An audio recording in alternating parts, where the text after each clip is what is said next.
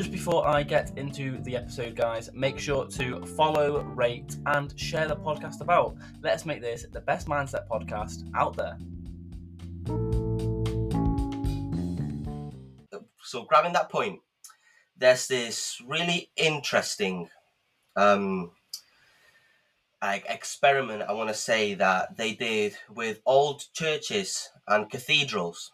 And what they did basically was they recorded the sound of silence, the silence of the church or the cathedral. Inside, no one speaking, no sound at all, just silence.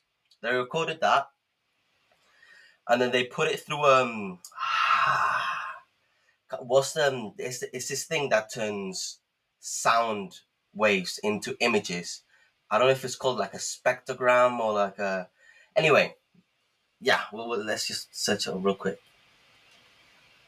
To turn sound into frequency, into images. My brother keeps speaking.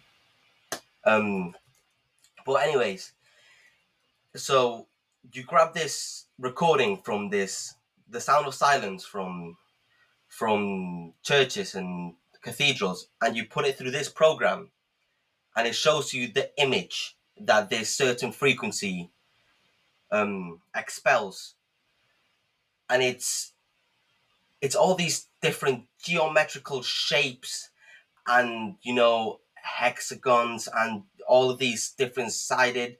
It's similar to the sand experiment. So, but you hear it from the natural resonance of the church, and in most of these churches and cathedrals, they'll have like these tinted windows and what would you call them? But these like windows that represent the sound that you get from recording all of these frequencies from inside the church. If you didn't get that, just basically, old churches and old cathedrals have the energy and the frequency naturally from the people that built them, because they understood that frequency and energy and vibration was very important. They built all these churches so that when you go inside, you kind of get this feeling of calm and relaxing and, no anxiety. You're being protected from the natural resonance of this building because they built it like that, to have all this resonance and frequency in mind. And you can search it up in YouTube or anything, and you'll see that that most of the windows were actually built in the same image as these frequency images made from the experiment. Do you understand what I'm saying?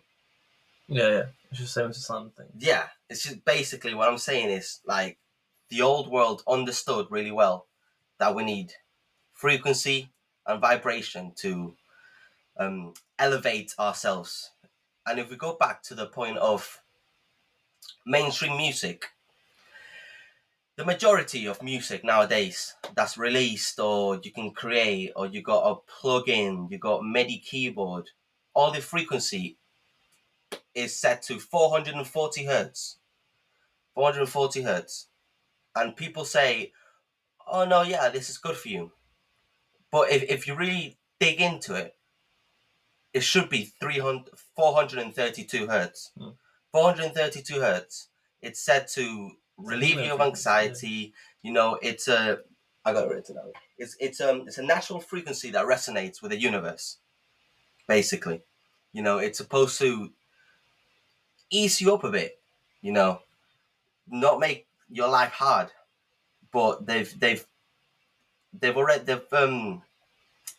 made it so that the majority of music that you listen to nowadays is actually 440 and not 432. And that slight change may not seem like much, and you may not notice it even, but people do say that it affects you enough so that you do feel stressed out in certain ways.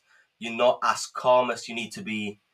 It really sucks because people don't really understand the implications of listening to all these frequencies and being able to just tune out, not listen to any words, not listen to the 440 hertz, and just listen to the 7 chakras and the 7 solfeggio frequencies, and you'll notice a difference, a change. You may be, after a quick meditating session, you might feel better, you might feel more relaxed, you might feel like a load is off your shoulders. You know what I mean? I feel like more people need to take into account that they need to listen to frequencies. Or don't. I'm not here to tell you what to do. Sounds like you are, bro. You're very passionate about this subject. Yeah, I mean, obviously, I feel like people underestimate the power that these things can bring you. Yeah, I mean, like, yeah, well, that was a lot to take in. That's it's a lot of words, a lot of stories, and I think, you obviously know a lot about this, and you're obviously quite passionate about it. I think like the main takeaway from that little story is that like these certain frequencies that we're on about, Solfeggio frequencies, they're natural. They're part of the world, they're part of the reality we live in, they're part of the universe, and it's not a coincidence that the natural resonance of the universe is 432 hertz, right? That's what you're saying. Yeah. So in the church, they did this experiment and they found out it was 432. Not necessarily 432. But they just found out that it was like they a found certain out frequency, and they were sort of basically matched to the solfeggio. Yeah. Yeah. Not still solfeggio, but the 7 chakras and the solfeggio frequencies aren't the only frequencies that you can listen to. So you're saying I mean? Like, the human brain can listen to from 20 hertz to 20,000 hertz. Yeah. So solfeggio frequencies are on this side, and what you were talking about with the church experiment is unless it's like quite a big tangent there. So you were talking about how the silence of this room can be measured. Yeah. And this sound vibration can then be plotted graphically to represent like a fractal structure, like a graph, like a what's the word? Fractal structure, like a geometric pattern. Yeah. And like we're saying with the solfeggio frequencies, that's a very similar representation of how you can map it out. Yeah. And like I said, obviously there's so many different frequencies that can be registered not only by the human ear, but there's so many that we can't even register. Like in the electromagnetic spectrum range, there's a visible light spectrum which is in the middle, which is so tiny compared to what's either side of it. You've got like infrared and visible light, and then either side of that, and they have multiple applications.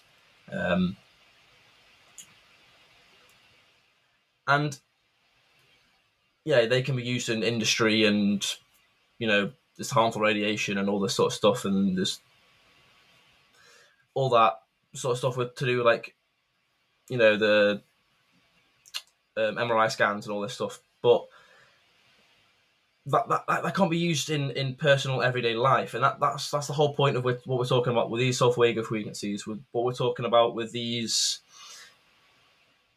practical frequencies that we can use every single day to enhance our capabilities and ensure that we're in like aligned with the universe almost, and like who we are. Like I was saying prior to the story, it sounds quite out there. It sounds quite bonkers. Like to most people's ear, it does sound quite bonkers to be talking about like all these like versions of music that like why can't I just listen to Eminem and like feel like the love of the universe, like, bro? Because even though Eminem's sick, like he's not playing at this sort of, I don't know, more about it than me, but like he's not playing like the third eye chakra 852 hertz love frequency. Yeah, like, that's just simple as that.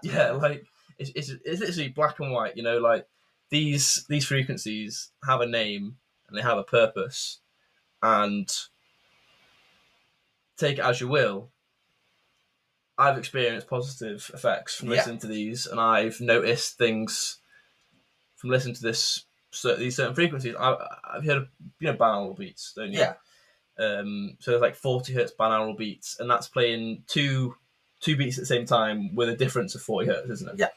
And there's one specific one I listen to. It's 40 hertz gamma wave brainwave music, and I listen to that when I'm studying, and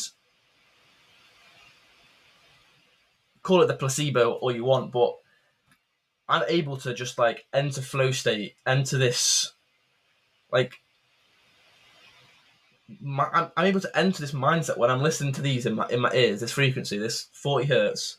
I'm able to just study with like just pure focus and just able to like just produce really good work. And I've been doing that for however long now. I'm not going to stop anytime soon. Why would I? Like, even if it is placebo,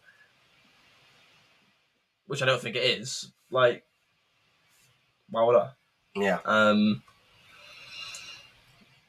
yeah, like, I think the whole point is, don't underestimate the power of frequencies. Basically, because if you are, then if you underestimate the power of frequency, then you're underestimating not only the power of the universe, but the power of yourself. Yeah. And why limit your capabilities? Yeah. Why listen to someone that's telling you what to do when you know that you can do more? If someone's telling you that you can only do this for a certain period of time, you'll eventually just believe them that your capabilities are capped and you're not able to lift the lid and explore. Yeah. Like, it's quite a deep topic, really, frequency, because it's so vast, and yeah, it's just, that's why I wanted you on the show, lad, because like I know you have a passion for it. I know you're able to talk about it, and I feel like it's important to share your opinion on the subject as well as mine, because it, like I said in a previous episode, it's all about sharing the love. And why would I keep information like this to myself when everyone can just listen to these sorts of... And it's like, going back to listening to music, I'm not like, I'm not saying stop listening to music, stop listening to your favorite artist, whatever. I'm someone that really enjoys music. I'm able to listen to the majority of any type of music, any genre, and I'd be happy with it. And I wouldn't complain. I listen to any type of music. But what I'm trying to say is just, give it a try. Yeah, I'd say give it a try. Like, and like, if you at any time throughout the day feel like, I just don't want to put this on right now, and I just maybe it's background even. Yeah, like you don't want silence, but you don't want music. Yeah, it's good. You don't have to meditate either. Just have it in the background, whilst you're doing some work, cleaning your room, anything. Yeah, like we were cooking some scran earlier, and we were just playing. Which one was it? It was I played the... Which one? I think I put cognitive focus on. Not the one I listened to while I studied. No, sorry, it was creativity. When we were cooking, I don't know. The food was amazing anyway. We banged up some really nice food. Definitely creative, that. Yeah, like it's just nice to put on,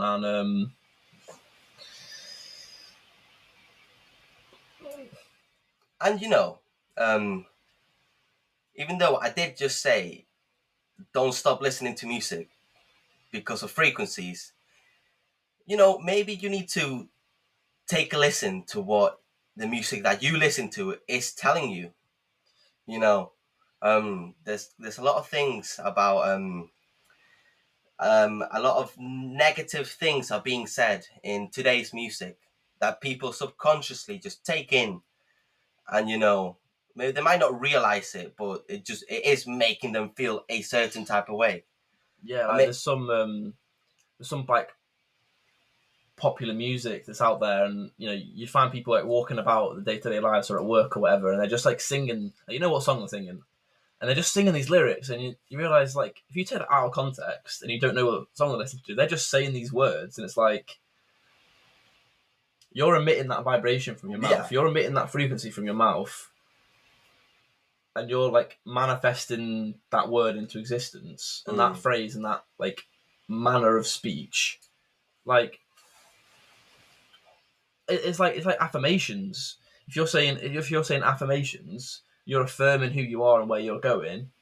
And if you're then singing this song about someone else and about some random topic that's not very like necessary to your life, or it's not in accordance to your principles, like that's sort of like negating your affirmations and like taking a step back in a way. Like, yeah, I agree with that. The only thing I want to say about that is I feel like it's really important to be aware of these things. So, for example, myself, I am aware that the lyrics from certain songs are just not it, and then some outrageous things have been said in some songs, etc. And I do enjoy singing along with it. You know what I mean? But I feel like I am aware that these things, these lyrics are negative and they do not work well for me. But I'm aware I can separate the song from the meaning because just because, right, I enjoy music, I study music, right, I can appreciate music from a technical standpoint, right? So when I listen to a certain song and it makes me feel a certain type of way because of the music, I can separate the whole artistic aspect of the song from, what it's trying to tell me, or what it's like, or the topic that it's going on about. I feel like I can very well differentiate when I want to associate with certain songs and when I do not want to associate with certain songs.